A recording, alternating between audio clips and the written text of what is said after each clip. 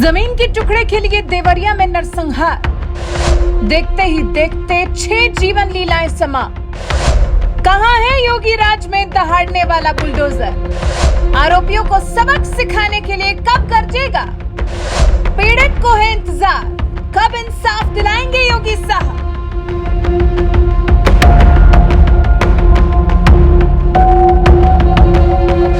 नमस्कार, NMF news देख रहे हैं आप। मैं हूं आपके साथ अभिषेक पुंडीर। योगी राज में देवरिया में नरसंहार जैसी नई गाथा लिख दी गई। यूं चुटकियों में मानो 6 लोगों की जीवन लीला को समाप्त कर दिया गया। ये कैसा आक्रोश है जो एक आदमी को दूसरे आदमी की जान लेने पर मजबूर कर दे, और उसके बाद भी कहां है योगी का बुलडोजर जो जुर्म होने से पहले ही गरजने लगता था। देखिए हमारी ये खास रिपोर्ट।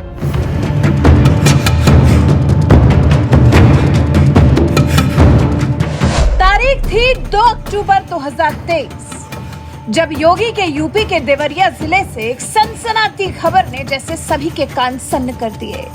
जिसने भी सुना उसके रोंगटे खड़े हो गए।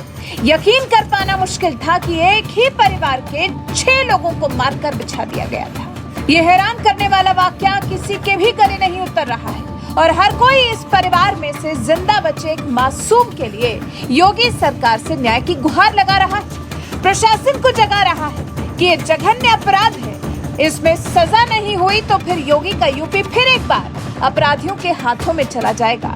हालांकि योगी ऐसा होने नहीं देंगे, लेकिन इस कांड को हुए 4 दिन से ज्यादा का वक्त बीत चुका है। सवाल ये है कि जब आरोपी सामने है, तथ्य सामने है, पता है कि किसने क्या किया, तो फिर योगी का बुलडोजर अब तक क्यों नहीं दहाड़ा है? जी, सवाल पूछा जा रहा है। इंतजार किया जा रहा है कि आखिर योगी के बुलडोजर को आने में इतनी देरी क्यों हो रही है? क्या योगी की कार्रवाई ढीली पड़ रही है? यह सवाल इसलिए नहीं कि किसी को योगी की कार्यशैली पर संदेह है, बिल्कुल नहीं है, बल्कि योगी पर तो यकीन है कि अपराधियों पर शिकंजा जरूर कसा जाएगा, उनका घर जरूर ढहाया जाएगा, पीड़ित मासूम को इंसाफ जरूर दिलाया जाएगा। लेकिन ये जो देरी हो रही है, ये अखर रही है, ये देरी ही संशय पैदा कर रही है। शायद ही किसी ने सोचा होगा कि एक जमीन का टुकड़ा एक साथ इतनी जिंदगियां लील लेगा। देवरिया के रुद्रपुर कोतवाली क्षेत्र के फतेहपुर गांव के लेहड़ा टोला में जमीन को लेकर 2 परिवारों के बीच में विवाद था। मिली जानकारी के मुताबिक इसी गांव के अभयपुर टोला निवासी पूर्व जिला पंचायत सदस्य प्रेमचंद यादव ने साल 2014 में लोहड़ा टोला निवासी सत्यप्रकाश दुबे के भाई ज्ञान प्रकाश दुबे उर्फ साधु दुबे से 10 बीघा जमीन पर बैनामा अपने नाम करवा लिया था। बस तभी से विवाद चला आ रहा था।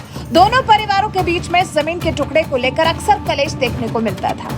दोनों परिवारों के बीच में मुकदमा भी चल रहा था।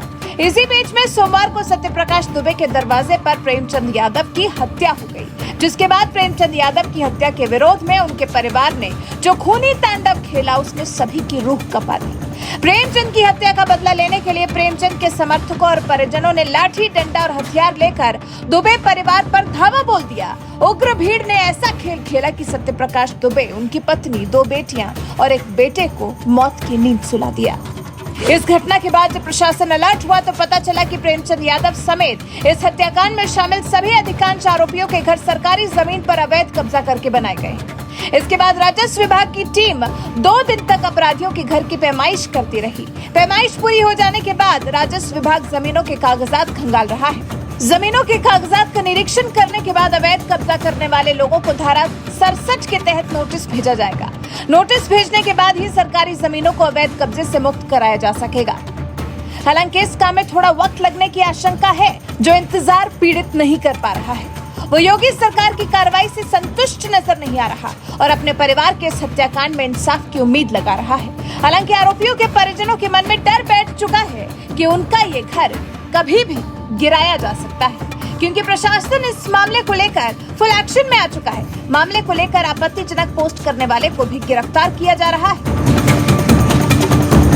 वैसे अब कार्रवाई के लिए जो पीड़ित के लिए एक दिन काटना मुश्किल हो रहा है, जिस तरह से वो योगी सरकार से न्याय की उम्मीद लगाए बैठे हैं, इस बारे में आपका क्या कुछ कहना है? अपनी राय हमें कमेंट कर जरूर बताइएगा। नमस्कार।